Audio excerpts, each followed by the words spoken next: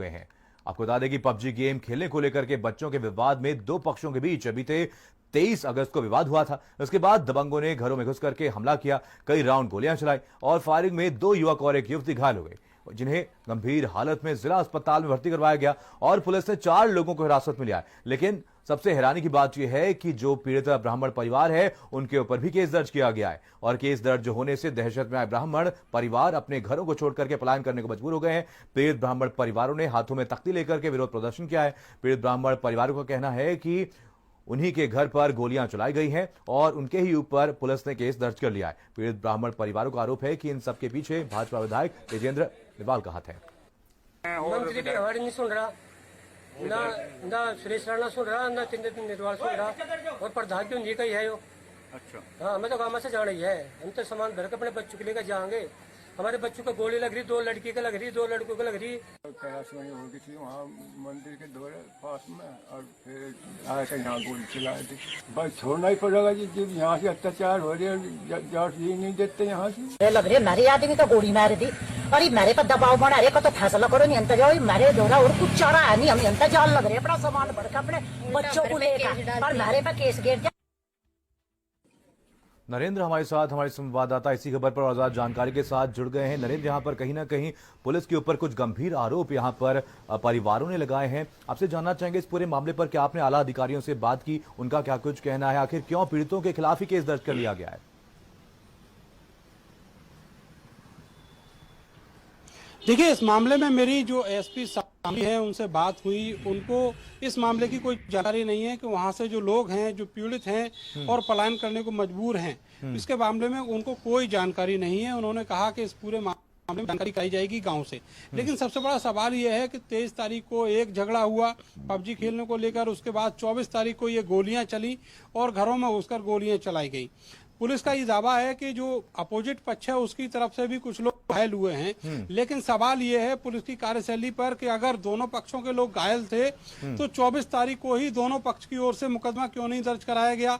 उस दिन केवल ब्राह्मण पक्ष की ओर से मुकदमा दर्ज कराया गया था और जो आरोपी पक्ष है उसके लोगों को जेल भेजा गया। 4 दिन बाद पुलिस ने फिर से एक्शन लिया है और इसमें जो ब्राह्मण पक्ष के लोग हैं उनके खिलाफ मुकदमा दर्ज कराया गया है। सबसे गंभीर बात यह है कि इस पूरे मामले में 2 लड़कियां भी हैं जो ब्राह्मण पक्ष की ओर से हैं, उनको भी गोलियां लगी हैं, अस्पतालों में वो भर्ती हैं। उसके बावजूद भी पुलिस उन्हीं के ऊपर केवल क्रॉस केस दर्ज किया है, इसलिए कि इस पूरे मामले में दोनों पक्षों के बीच में समझौता हो सके। आरोप जो है इलाके के विधायक के ऊपर लग रहे हैं और ये आरोप ब्राह्मण जो लोग हैं वो लगा रहे हैं कि उन्होंने अपने रसूखों का इस्तेमाल करते हुए, चूंकि सत्ता उनकी है और सरकार उनकी है, इलाके में रसूख उनके हैं, पुलिस उनकी है, इसलिए उन्होंने उन रसूखों का इस्तेमाल करते हुए उनके खिलाफ मुकदमा दर्ज करा दिया है और लगातार दबाव बना रहे हैं कि समझौता इस मामले में कर लिया जाए। अगर समझौता नहीं हो सकता तो फिर गांव में इन परिवारों का रहना बहुत ज्यादा मुश्किल होगा। आपको मालूम होगा कि शामली का ही कैराना जो था वो पिछले लोकसभा इलेक्शन में और उससे जो विधानसभा का इलेक्शन है उसमें चर्चित रहा था और उसी की वजह से पूरे दुनिया में थू-थू हुई थी यहाँ की कानून व्यवस्था को लेकर। लेकिन सरकार उस समय समाजवादी पार्टी की थी, लेकिन आज हालात दूसरे हैं। योगी आदित्यनाथ की सरकार है, बीजेपी की सरकार है, लेकिन उसमें भी वही स्थिति जो पहले और लोगों के सामने थी आज ब्राह्मणों के सामने है। नरेंद्र, आपसे जानना चाहेंगे इसमें कितने परिवार जो हैं वो पीड़ित हैं और कितने परिवार अभी तक पलायन कर चुके हैं और कितने पलायन करने को मजबूर हैं अभी भी?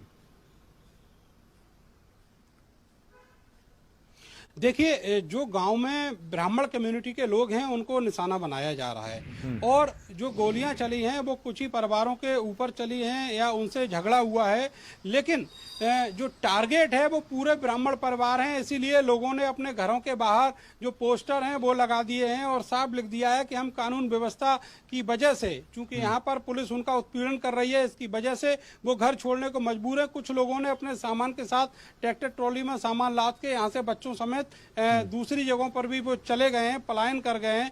लेकिन सवाल यह है कि पुलिस का जो काम होता है वो ये होता है कि आम शहरियों के बीच में जो हैं उनके बीच में जाकर उन लोगों को ये बताए कि वो कानून व्यवस्था बना। नहीं, आपसे जानना चाहेंगे ये पूरा मामला क्या था जिसको लेकर के पूरा विवाद शुरू हुआ? पहले कार्रवाई हुई, 23 तारीख को इसी गांव के कुछ बच्चे ब्राह्मण कम्युनिटी से थे और कुछ जाट कम्युनिटी से थे और उनके बीच में पबजी गेम को लेकर विवाद हुआ। पबजी गेम वो खेल रहे थे उसको लेकर और उसके बाद उनमें हाथापाई तक हो गई। इस मामले की सूचना पुलिस तक गई, लेकिन 23 अगस्त को जो इलाके के विधायक हैं उनके रसूखों की वजह से पुलिस मौके पर नहीं पहुंची। 24 तारीख को जो जाट पक्ष के लोग हैं वो उनके ऊपर गोली चलाने का आरोप है, ब्राह्मण परिवारों के ऊपर घरों में घुसकर गोली चलाने का आरोप है और उसमें कई लोग घायल भी हुए थे। और जो गोलियां चली थी उनमें 2 लड़कियां बेहद गंभीर रूप से घायल हैं और अलग अलग अस्पतालों में भर्ती हैं, ये ब्राह्मण परिवार के लोगों ने बताया है। और अब स्थिति ऐसी आ गई है कि 4 दिन बाद उन्हीं के ऊपर मुकदमा दर्ज कर लिया गया है और अब उन लोगों को ये लगता है कि उनकी अब जिंदगी यहाँ पर नरेंद्र, आप नजर बना रखिए, अगर आपसे अपडेट लेते हैं। फिलहाल तमाम जानकारी के लिए बहुत बहुत धन्यवाद।